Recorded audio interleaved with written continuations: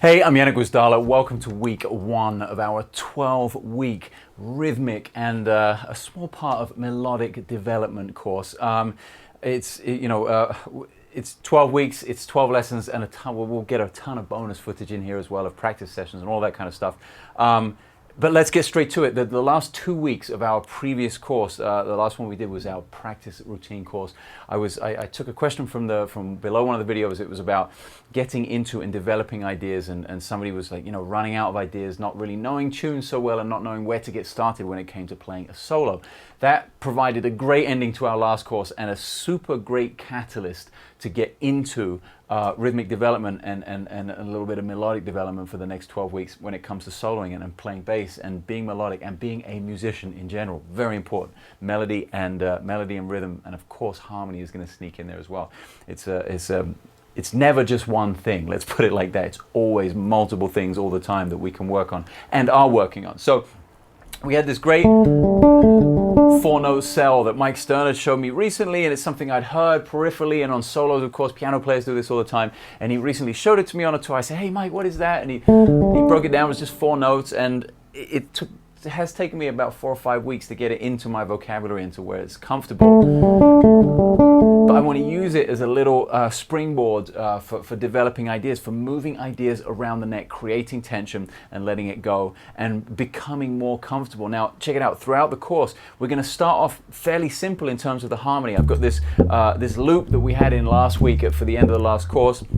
Very simple, over D minor right there. We're going to start off like that, and then we're going to get in, we're going to add changes, and we're going to work on developing ideas through changes, not just over a vamp, not just over 1 or 2 chords, but through sets of changes. So we'll slowly build up through the 12 weeks and get you moving these ideas, get you moving these shapes and these ideas and these rhythmic and melodic patterns and shapes through sets of changes. But let's start off simple. Let's start with a vamp. One of the things I like to do is to be really in control of creating tension and releasing tension, to make it interesting. So we're not just sitting here playing.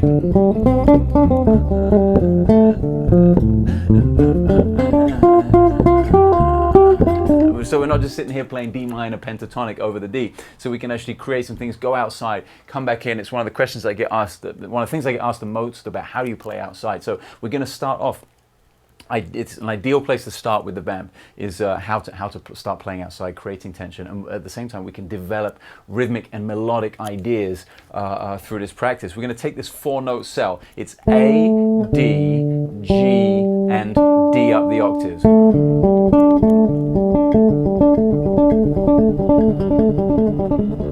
I'm getting there slowly with the speed. It's been like I said, about 4 or 5, maybe even 6 weeks. I'm starting to work out the right hand fingering. All of those things are important when you first get into the shape. If you've never played it before, like I hadn't until recently. I mean, I was on tour, so I was sitting in my hotel without the amp or anything, just really slowly, even slower than that, with the metronome in my cell phone. Making sure each note was fretted well.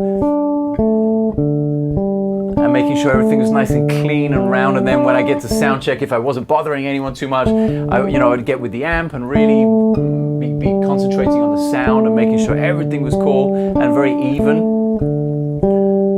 So I really had that sound inside my vocabulary. Now comes the fun part. Now I do have it in there, and shortly I'm sure you will if you don't already. We can start moving that around the instrument, and I'm using the vamp that I have down here in the looper.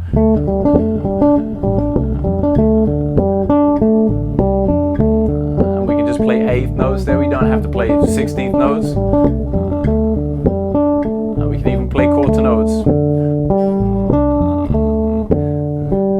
But it's like that. It's little things like that come up that I think to myself, okay, great, 16th notes. Immediately I'm playing too fast. Okay, let's take it to 8th notes. Why not take it to whole notes? Why not, in fact, take it to half notes?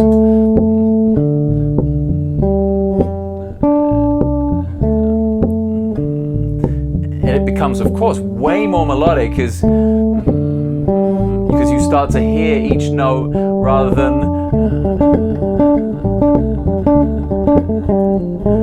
rather than when you're at the higher tempo, it can get a little hectic. You don't hear each note as cleanly. It's not as melodic. But that's the shape nonetheless, and we have some rhythmic options here already without even changing the overall kind of shape of the phrase. It's still 4 beats, whether they be dense or sparse.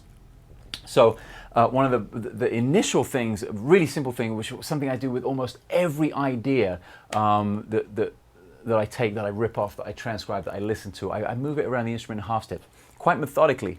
And there's no difference with this. So we can start in D here, and I'll take it at eighth notes, upper half step. Shape doesn't change. We play this awesome instrument where it's really no different to playing D, E flat, F sharp, B, C sharp. You know, it's all the same thing, all the same right hand finger, left hand finger. So that's always awesome. I like to think of the simplicity of it all, so it doesn't really overwhelm me in terms of key changes and moving around the instrument. And of course, when we're working with more chords later on in the course, this is going to be a huge key. The fact that we're moving up and down in half steps right now, we're going to do half steps, whole steps, and minor thirds. This is really going to help you start to play shapes and figures and cells all over the instrument.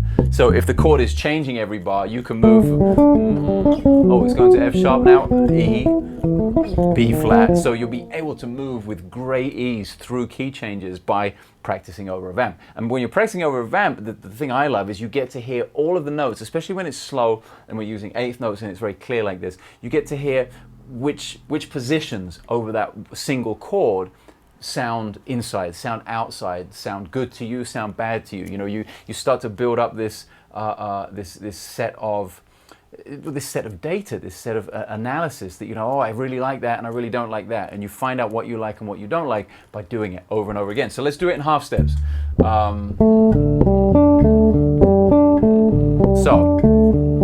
Half steps.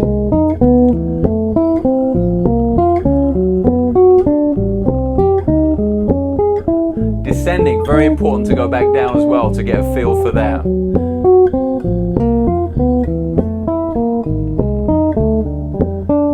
And you know, my time was a little out there coming back down. I'm thinking about 100 things that I want to tell you in this video at the same time, unfortunately. But it's good to be clear. It's good to be concentrating on just the task at hand. You know, it's good not to have 1,000 things going through your head.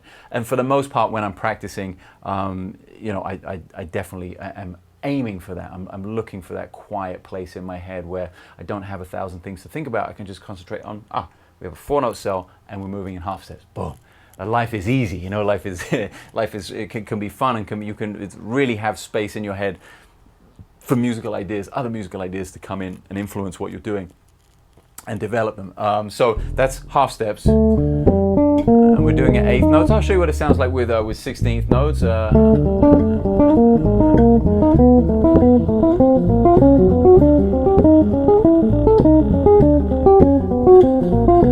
And we already have this harmonic option right now of how quickly we move. I was hanging out in the beginning twice on each in each position. So 2, 1, 2, 1, 2, 1, 2, and then I sped it up. I sped up the way I was moving to 1 at a time. So 2, 2, 1, 2, 1, 2, 3, 4 maybe. You know, the options are kind of limitless. So you could write that out. You could say, okay, you could make that into a routine and say, okay, I'm going to do the patterns of twice and then once and then 4 times and then 5 times and then once and 3 times and stick to that and see how that feels and just create sounds. It's all about creating sounds and finding out what it is that excites you about it and what it is that makes you want to play more. That is where, for me at least, where developing ideas that was kind of the light bulb moment where the light bulb came on. I was like, oh,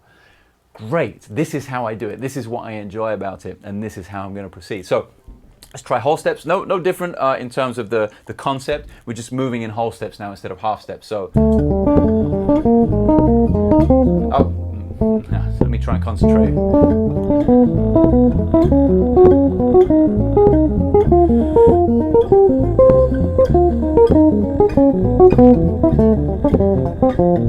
Again, ascending and descending, very important to get both. And before I get to the end of this video, I want to get in minor thirds just to show you what that sounds like. I'll try it with eighth notes. minor thirds. And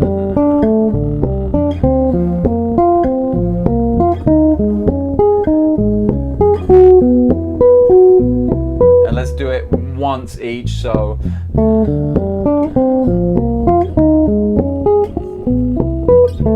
And back up, I can't really reach up there to do the octave.